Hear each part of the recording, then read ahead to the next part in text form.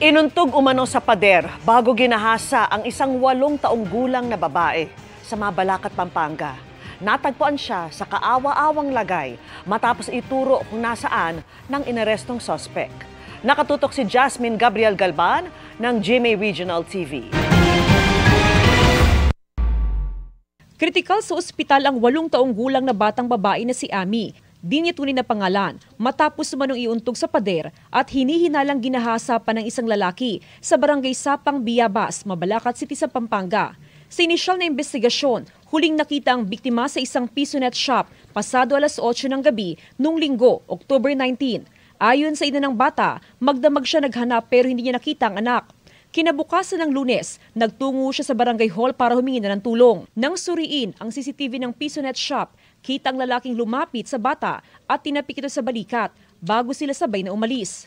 Ang bata na nandun po sa Pesonet kasi po doon allegedly, ang sabi ng nanay, doon daw po nagtatrabaho yung kanyang ate at siya po yung nagsasara ng Pesonet.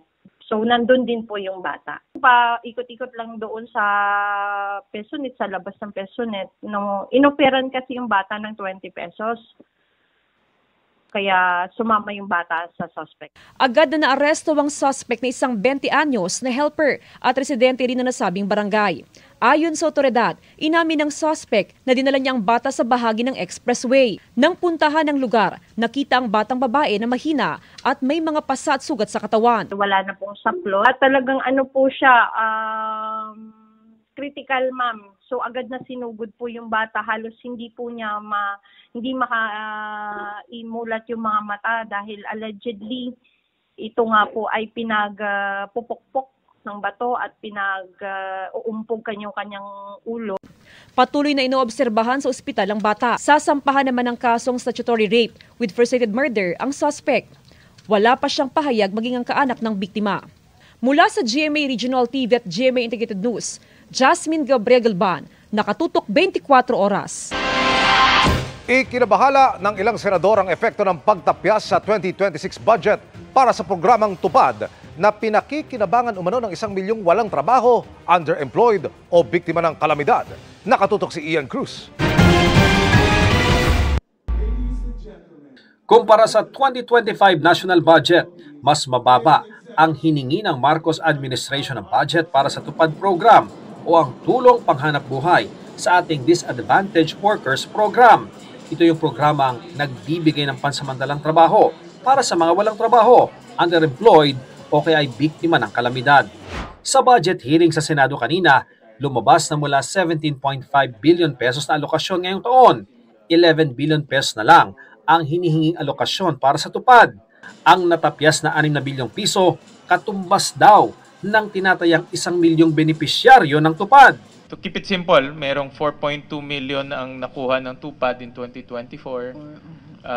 Mababawasan 1/3. No? So almost 1 million more or less. No? So meron ba itong overall impact to our employment situation? Definitely, may domino effect ho yun. Not only in terms of the number, but in terms of the quality of intervention for our people who need us the most in times of emergencies and calamities. At pag sila po ay nawalang ng trabaho, meron ho kaagad nasasalo sa kanila at isa ho doon yung Tupad. Nababahala ang mga senador dahil kalahati pa naman ng mga Tupad beneficiaries ay mula sa mga lugar na nasa lanta ng kalamidad. Noong nakaraan, may mga pumupuna sa Tupad program dahil nagagamit daw sa politika. Una nga ni Senador Rodante Marcoleta, may politika at hindi pantay ang pamamahagi ng Tupad gaya ng mga pinadaraan sa kanilang mga mambabatas. May mga party list daw dati na gaya niya na hindi nakakuha nito habang ibang mambabatas malaki raw ang alokasyon at base sa pagsusuri ng Commission on Audit, maraming kulang-kulang ang dokumento. The propriety and or validity of the financial assistance granted to the beneficiaries could not be ascertained in NCR, CIR, Regions 1, 2, 4A, 4B, Region 8, and Region 9 due to excessive payments or availments of 477 beneficiaries amounting to 2.5 million and most of these are incomplete and deficient documents. Sa bahagi po ng DOLE, dahil ang tupad ay Cash for Work program, closely monitored po namin at meron po kaming pinatutupad na guidelines. Ina-accept po namin na amin tinatanggap na hindi naman po perpekto ang mga sistema, implementasyon ng DOLE. Subalit, gagaya po ng inyong mga mungkahi, amin mong tinatanggap yan para maging gabay namin. Para sa GMA Integrated News, Ian Cruz, nakatutok 24 oras. Mga kapuso, may mga lugar nang nasa ilalim ng wind signal dahil sa bagyong Salome. Ang mga lugar na uulanin at ang paliwanag kung bakit pababa ang kilos ng bagyo. Iakatid ni Amor La Rosa ng GMA Integrated News Weather Center. Amor! Salamat, Emil. Kumpara nga sa mga nakaraang bagyo, medyo iba ang galaw nitong bagyong Salome. Huling namataan ng Pag-asa ang sentro ng bagyong Salome, 215 kilometers north-northeast ng Itbayat, Batanes. Taglay po ang lakas ng hangin nga abot sa 55 kilometers per hour at yung bugso niya nasa 70 kilometers per hour. Kumikilos po yan pa west-southwest sa bilis na 10 kilometers per hour. Sa latest track na inilabas ng Pag-asa, posibleng ngayong gabi o bukas ng madaling araw ay maglandfall po ito o kung hindi man direktang tumama ay dadaan po malapit dito sa bahagi ng Batanes. Pagsapit po ng umaga, may tsansang dumaan din yan dito sa may Babuyan Islands at sa bahagi naman ng Ilocos Norte pagdating po ng hapon. Sabi ng Pag-asa, may ilang senaryo rin na posibleng mangyari. Maaari po na manatili ang bagyo bilang tropical depression pero may tsansa ring humina bilang low pressure area sa mga susunod na araw. Pero mga kapuso, hindi din inaalis yung tsansa na bahagya po itong lumakas at maging tropical storm. So kung alin man po dyan na mangyari, humina man o lumakas itong bagyong Salome, sa Biyernes naman ay posibleng nasa labas na po yan ng Philippine Area of Responsibility. Paliwanag po ng Pag-asa, pababa ang pagkilos itong bagyong Salome dahil po dun sa high pressure area na nasa mainland China. Sumula po dito sa high pressure area ay may malamig at tuyong hangin na tumutulak pababa dito sa bagyong Salome papunta dito sa Pilipinas. Pwede pang magkaroon ng pagbabago kaya tutok lang po kayo sa updates. Sa ngayon, nakataas ang signal number 1 dyan po sa Batanes, western portion ng Babuyan Islands at pati na rin sa northwestern portion ng Ilocos Norte. Sa mga nabanggit na lugar, posible pong maranasan yung pabugso-bugsong hangin na may kasama mga pag-ulan at magiging maalon din kaya delikado pong pumalaot o maglayag ang maliliit na sasakyang pandagat. Bukod sa epekto ng bagyong Salome, makakaapekto rin po sa ating bansa yung Intertropical Convergence Zone o yung ITCZ. Yan po yung salubungan ng hangin mula po sa Northern and Southern Hemisphere at ito naman pong easterlies o yung mainit at maalinsangang hangin na galing naman dito sa Pacific Ocean. So yung mga weather systems sa ito, magdudulot po yan ng mga pag-ulan sa ilang bahagi ng ating bansa. Base po sa datos ng Metro Weather, umaga bukas may malalakas sa pag-ulan na mararanasan dito sa Batanes. Posible rin po na ulanin itong bahagi ng Palawan. Magtutuloy-tuloy po yan pagsapit ng hapon kaya maging alerto sa banta ng baha o landslide. May mga kalat-kalat na ulan din na mararanasan dito po yan sa Ilocos Region, ganun din sa may Cordillera, Cagayan Valley, pati na rin sa ilang bahagi po ng Central Luzon at iba pang probinsya dito sa Southern Luzon at pati na rin sa Bicol Region. Dito naman sa Metro Manila, may chance rin po ng ulan o thunderstorms bukas. May chance ring ulanin ng ilang bahagi ng Negros Island Region, Guimaras, pati na rin po ang Central Visayas, Sulu Archipelago at pati na rin ang bahagi ng Zamboanga Peninsula. Bandang hapon, halos buong Visayas at halos buong Mindanao na po ang posibleng ulanin.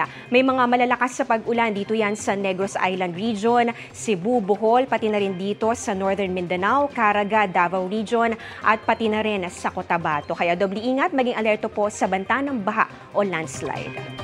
Yan muna ang latest sa ating panahon. Ako po si Amor La Rosa para sa GMA Integrated News Weather Center. Maasahan anuman ang panahon.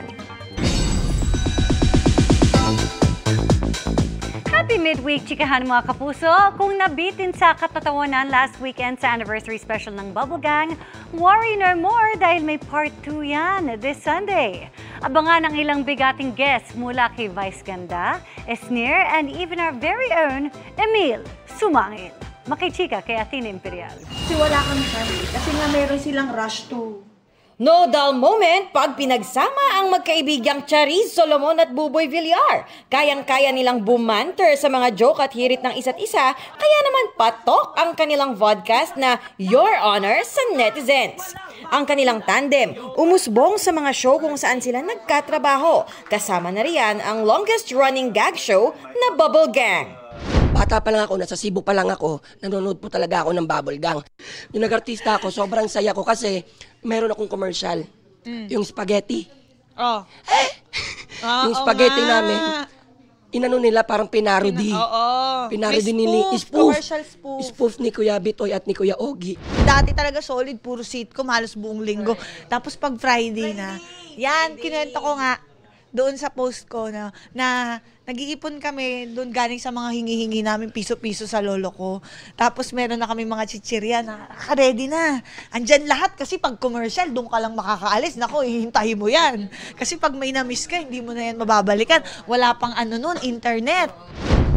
Proud din ang mga batang Bubble na sina Matt Lozano at Cheska Fausto sa parodies ng Bubble Gang tungkol sa social issues na kinakaharap ng Pilipinas. Sobrang seryoso na natin in our everyday lives, and I guess this is also one way para to lighten a bit up yung mga iniisip natin, yung mga pinagdadaanan natin, kahit konti-konti, but still, it's based on what's really happening. Marami pa raw baong katatawanan ng mga kababol sa second part ng kanilang 30th anniversary special. Kung noong nakaraang linggo, napanood ang ilan sa mga tumatak na karakter gaya ni na OG Neneng B at Boy Pickup, Ogie Alcacid at Sam Pinto. Ipoklase ka talaga, Boy Pickup! Pati ang best friends na sina Ella at Olivia o Sef Cadayona at Kokoy de Santos. Ngayong linggo, mapapanood na ang pagtatapat ni Nakapuso Comedy Genius at Unkabogable Star Vice Ganda para sa Mr. Asimos segment. First time rin mag-guest ni Esnir na makakasama si Charis sa The Day in the Life of Eva sketch. Sobrang nakakataba ng puso po na maka-work po si Miss Charis Solomon kasi siya po yung kasama ko dito sa skit na to. Ang saya pala talaga sa set. Parang hindi ka nagtitaping. Kumbaga kanina, ano-ano lang kami. Sobrang fun lang po. Batuhan lang ng mga jokes, ganyan. Tapos harutan.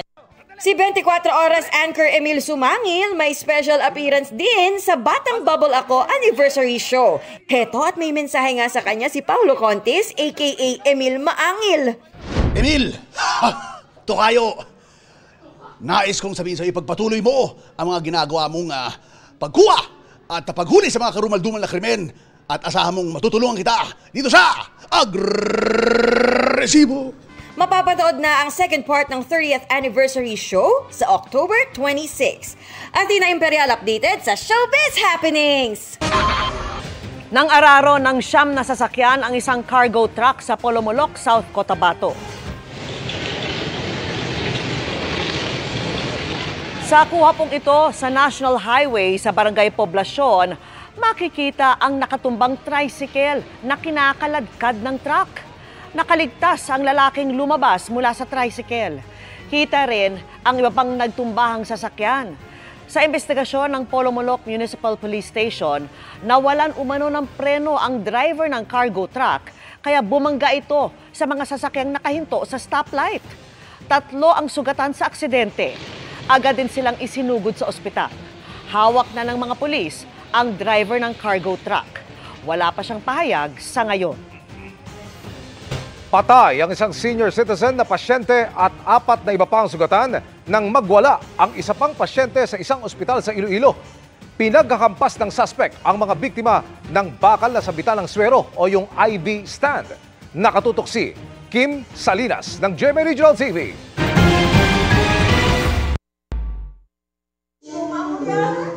Napaiyak na lang ang suspect nang kausapin tungkol sa pagwawala niya at paghampas pa sa mga sabitan ng mga swero ng mga pasyente sa hallway ng Aliosan District Hospital kahapon. Hinampas niya rin sa dibdib at nasawi ang isang 80 anyos na pasyente. Nagkasugat o pasa naman ang isang nurse at 3 bantay ng mga pasyente. Ayon sa kapatid nito, wala namang palatandaan na bayolente ang suspect bago dalhin sa ospital. Pero sa isang isolation room pa rin siya ikinonfine, lalo't pag-inom ng pesticide ang dahilan ng pagkaka-ospital sa kanya. 3 araw na siya sa ospital pero nang magising kahapon ay may sinabi umano ang suspect sa kanyang ina. Nanay, ginampusan ka no ko kaya kang ibang taho ko no sir, napatay ka no ko, hindi ako nang kanumampawanti. Amor to umpisa nga waras na hasta mag...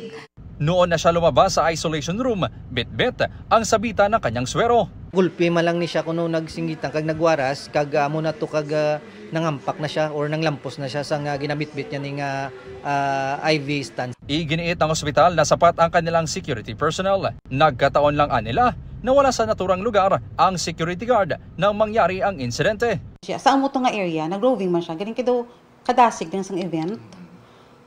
Naka-roving siya dira sa area, nakalakat lang siya ka nagwa tong tao. Patuloy ang investigasyon ng pamunuan ng ospital, sabay ng pagtiyak na tutulungan ang mga biktima. Reklamong homicide ang kakarapin ng suspect na hindi pa tumutugon nang hinga natin ng pahayag. Para sa GMA Regional TV at GMA Integrated News, Kim Salinas, nakatutok 24 oras. Nagmistulang ilog ang ilang barangay sa Panitan, Capiz dahil sa hagupit ng nagdaang bagyong Ramil. Ilang araw ding natigil ang kabuhayan ng mga residente roon. At upang maibsan ang kanilang hirap, agad na naghatid ng tulong ang GMA Kapuso Foundation. Malawakang pagbaha ang naranasan sa bayan ng Panitan sa Capiz dahil sa walang tigil na buhos ng ulan dulot ng bagyong Ramil. Isa sa matinding na pinsala ang mga taniman ng palay at mais na pangunahing ikinabubuhay ng mga residente roon. Ayon sa pinakahuling tala ng Emergency Operations Center ng Panitan, nasa mahigit 24 million na ang halaga ng pinsala sa sektor ng agrikultura. Ito yung pinaka-catch basin ng province of Capiz. Yung municipality of Panitan is an agricultural town po ito. So mababa yung area talaga.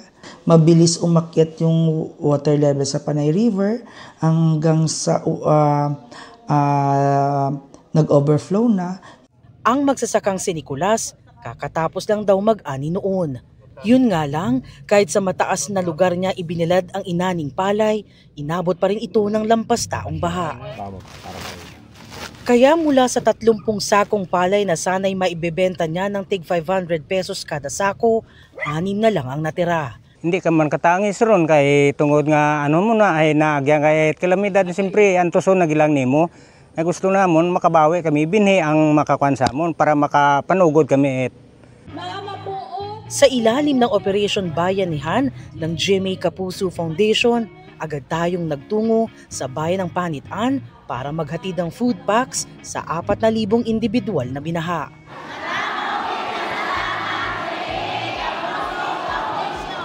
Magbibigay din tayo ng tulong sa mga apektadong residente sa bayan ng Sigma, Capiz. Sa mga nais pang magpaabot ng tulong, maaari kayong magdeposito sa aming mga bank accounts o magpadala sa Cebuana Luwilier. Pwede rin online sa pamamagitan ng GCash, Shopee, Lazada, Globe Rewards at Metrobank credit cards. Hindi pa rin naaapula hanggang sa mga oras na ito ang sunog sa isang residential area sa Malabon. Ang sitwasyon doon sa live na pagtutok ni Jamie Santos. Jamie! Emil, nakataas na sa Task Force Alpha ang sunog nga na sumiklab dito sa likod ng Banala Cruz sa 6, dito nga sa Barangay Katmo, lungsod ng Malabon. Tanaw mula sa Harbor Link, mula Espanya hanggang sa bahagi ng Valenzuela City ang naglalagablab na apoy at makapal na usok na umakyat sa himpapawid. Sunod-sunod ang responde ng mga bumbero mula sa iba't ibang bahagi ng Metro Manila. Hindi magkamayaw sa takot ang mga residente habang nagsusumikap na maisalba ang kanilang mga gamit. Ayon sa Bureau of Fire Protection, 4:48 kaninang hapon nang sumiklab ang sunog. Mabilis namang rumesponde ang mga tauhan ng BFP. Pero kumalat ang apoy kaya agad itong itinaas sa mas mataas na alarma. Mula unang alarma ng 4:49 ng hapon, tuloy-tuloy itong umakyat hanggang sa Task Force Alpha. Wala namang naiulat na nasawi o nasugatan. Emil, patuloy na iniimbestigahan ng Bureau of Fire Protection ang sanhi ng sunog at ang halaga ng pinsalang dulot nito. At yan ang latest mula rito sa Malabon. Balik sa iyo, Emil. Maraming salamat, Jamie Santos. Bistado ang estilo ng dalawang sangkot umano sa investment scam gamit ang minanipulang video na pinagmukhang si Pangulong Bongbong Marcos pero hindi naman. Isang doktor ang napaniwala at natangayon umano ng mahigit 70 milyong piso ng mga suspect. Nakatutok si John Consulta. Good morning, my Princess Marie Faith. I know you waited for me. Can't wait to see you. Gamit ang video message na pinalabas na mula kay Pangulong Bongbong Marcos pero hindi naman, nahimok daw ang isang doktora para magtiwala sa inaalok sa kanyang investment ng kanyang mga kausap. Pero natuklasan kalaunan, nagawa lang pala sa Artificial Intelligence o AI ang video at ang inaalok na investment, scam pala. Agad nagkasa ng entrapment operation ang CIDG sa Angeles, Pampanga. Sumama ka na lang ng mahinahon para wala tayo tulong. Arestado ang dalawang suspect na kinilalang sina alias Joyce at alias Mau matapos silang tanggapin ang 20 milyong pisong mark money. Nangyari po yung entrapment operation sa isang coffee shop sa Angeles City. Nag-demand na naman siya ng accordingly sa biktima another 20 million para sa additional investment. Sumbong ng complainant para makumbinsi siya ng mga suspect ay pinadala siya ng mga mamahaling regalo na sinasabing galing sa Pangulo. Meron po siyang binigay na isang Chanel bag, Leboy.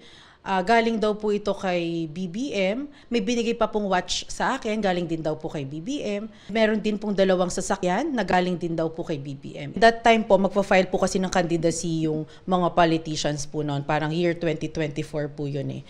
And then, mag-invest daw po kami kasi kailangan nga daw po ng funds. And then, after daw po manalo or after some time, magkakaroon daw po yun ng mga dividends. Nag-start po siya sa mga 20 to 30%. Ayon sa complainant, umabot na sa 93 million pesos ang kanyang naibigay sa suspect sa loob ng isang taong panloloko sa kanya. Sobrang sakit po talaga na mabetray ng isang taong pinagkatiwalaan po. Tinirit ko po siya as kapatid talaga. And masakit po sa akin kasi yung pera madali lang po maibalik. Pero yung oras ko sa mga anak ko, and inilayo pa po niya ako sa family ko actually eh. Violation ng Article 315 paragraph 2A, yung estafa or swindling through false pretenses or fraudulent acts in relation to cybercrime dahil gumagamit sila ng AI-generated video. Kinukuhanan pa rin namin ng pahayag ang iniresto mga suspect na nakakulong na sa CIDG Tarlac. Giit ni Yusek Claire Castro, masasabi naman ng kahit sino ang kaibahan ng pattern ng mga pahayag ng Pangulo at ng individual na nasa minanipulang video. Wala raw pagdududang deepfake ito at AI-generated video. Panawagan niya sa mga nasa likod ng peking video, magtrabaho na lang at tumulong sa Pangulo para maiangat ang Pilipinas. Para sa GMA Integrated News, John Consulta, nakatutok 24 oras.